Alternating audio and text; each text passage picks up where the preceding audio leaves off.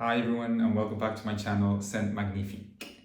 So following my video on a man's take on Portrait of a Lady and my video on Tempo by Diptyque, I got a request to review Eau Capitale by Diptyque, which I have recently acquired. So I am listening to the comments and I'm really glad to be able to share this with you.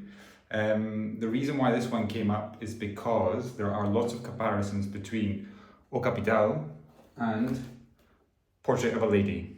So I thought it was a really interesting video to do because I've been searching for videos on it myself, so I thought I would contribute. Eau Capitale is obviously Diptyque and Portrait of a Lady is Frederic Malle. Now, let's begin with Eau Capitale. So we have the unboxing. Which is always exciting from Diptyque because the packaging is so beautiful. It always comes in this bag with, these bottles, which all the eau de parfum, or most of the eau de parfum from Diptyque come in this particular bottle, and they're all individually illustrated on the front and also on the back within the bottle. So Eau Capitale is inspired by Paris, and what can I say about Eau Capitale? So it's considered a chypre fragrance, which usually contains oak moss, although this one doesn't, but it's basically to do with the combination of notes, particularly with they usually have rose in them. Now, Portrait of a Lady is considered more of a oriental fragrance, and I'm going to talk a little bit about the differences between the two because people are talking about how similar they are, and they're saying how Eau Capitale is Diptyque's version of Portrait of a Lady. So it's understandable that people are comparing them, and the main thing that they have in common are the patchouli and the rose combination. Now, I don't know what kind of magic happens when you mix those two notes together, but it's something really special. I mean, for me, it doesn't smell like either one of them. It turns into something very different. I guess it's in a fragrance, it's what you would call an accord, when you mix two particular notes together and you get a particular accord, a particular fragrance. Now, that is very much what these two have in common. So when you mix patchouli with rose, you get something very special, in my opinion. And that is what you notice sort of straight off the bat with both of these fragrances when you spray them. The video today is about Eau Capitale, so I'm going to spray Eau Capitale first, and tell you a little bit about that experience. So I have worn it a couple of times already since I got it last week, and the irony is that it's summer here in Spain, and I was looking for a Bergamot fragrance, and the one that kind of kept coming up again and again and again was Bergamot 22 by Le Labo, which I'm not willing to spend that much money at the moment on a new fragrance. So I was just kind of thinking, well, maybe the Bergamot fragrance is just not going to happen. I just couldn't seem to find the one that spoke to me, if you like. And it just so happens that Eau Capitale for me is very much, it's a Bergamot fragrance, which is probably contrary to what you're hearing elsewhere about it. But I think because I'm already used to Portrait of a Lady, what I notice most about Eau Capitale is the Bergamot opening. So the top note is Bergamot, and it opens very fresh, very juicy, and surprisingly very summery, because if somebody told me that rose and patchouli was a summer accord, I wouldn't get it. But when it's so kind of green and juicy and citrusy, the opening, it really does influence how you experience the rest of the fragrance. So I think that's one of the predominant differences between this one and Portrait of a Lady is the Bergamot opening. Portrait of a Lady, there's very much this raspberry note that you'll notice straight off the bat. Which obviously it's a fruit, but it's a sort of slightly darker fruit, I guess, raspberry.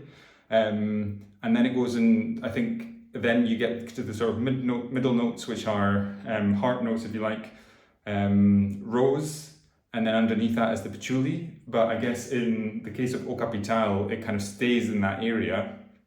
And with Portrait of a Lady, I think it's got benzoin and sandalwood in the base, which gives it this sort of darker tone to it, this darker feel to it, whereas Eau Capitale stays very kind of fresh. And although I wouldn't say it's just a summer fragrance, I wouldn't say it's a winter fragrance, that's for sure. So I think for me, this would be autumn, summer and spring. And Portrait of a Lady, the kind of opposite, it would be autumn and spring again, but winter rather than summer. Now, I think you can wear this in summer, but it's quite heavy. So if you're in a kind of hot or a humid environment, then it's going to make a big impact. And I've spoken about this one before. You can go back to the video on Portrait of a Lady where I speak about the sort of strength of it. It's very, very strong. Now, this one is also very strong. And interestingly, because I spoke about Portrait of a Lady and I was speaking about a man's perspective, I actually think that Portrait of a Lady is more masculine than Eau Capitale. Interestingly. So Portrait of a Lady, more masculine than Eau Capitale. And that's because it's got that benzoin sandalwood in the base, which makes it feel, just darker, I guess. And Eau Capitale stays much lighter, but also, so as I say, a little bit more feminine, but, and I guess I do find it quite feminine, but I just like it too much that I don't care at this point. I'm reading all Diptyque fragrances are unisex, and I'm reading lots about both of these fragrances being unisex fragrances. But I traditionally would have associated, I guess it's that rose patchouli accord for me. There is something about it that I would associate with women, but I also think it's just such an amazing combination that I think, well, as I've spoken about previously, that people are free to enjoy whatever they want to enjoy, and I love that combination of notes. So so Eau Capitale, where would I wear this? Why would I wear this? What do I think about it? So Eau Capitale, I guess we were away on holiday at the weekend, and I wore it there. And it was amazing. It was the perfect sort of summer fragrance, eating outside in the evening, with the sun going down. It just felt amazing. It's this one, because it's slightly less impactful than Portrait of a Lady in terms of it's not so much beast mode. I feel like it's a little bit more flexible for that reason. So people will definitely notice that you're wearing this one, but it doesn't have that kind of hit you in the face thing that Portrait of a Lady does, which is, you can't avoid Portrait of a Lady, it fills a room. And this one has that thing that's difficult to define with Diptyque fragrances, but there's a sort of sophistication and a sort of subtlety to them, and a sort of French sophistication, I guess, that you can get away with it in most environments. I would say that about most Diptyque fragrances. I would be able to wear them. They're very versatile. Maybe less so depending on the season, depending on your preference for what you would wear on any given in any given season. But this one, I would wear it to go out in the evening, as I say, in spring, summer and autumn. I would also maybe not to work, because, as I say, it's quite strong. It's got quite a lot of projection still, so I tend to kind of err on the side of caution with work in particular. But anything outside of work, I think I would be happy to wear it with. I feel like personally that I'm sort of expressing my personality when I wear this, and that may be to do with gender norms and non-conforming with gender norms, because I do feel like it's certainly a statement for a man to wear this. As I say, I don't think it's outrageous or anything out there for a man to wear it, but that you are kind of saying, I am comfortable wearing this kind of scent. And obviously for me, that's what scent is all about. It's about what makes you feel more like yourself. And because it's so subjective scent, and therefore you know what I mean? That's one of the joys of perfume, is being able to kind of try different perfumes and then find out what makes you feel like you, what really sort of speaks to you. And obviously I have a big collection, and on any given day that can be different things, but right now this one is where it's at.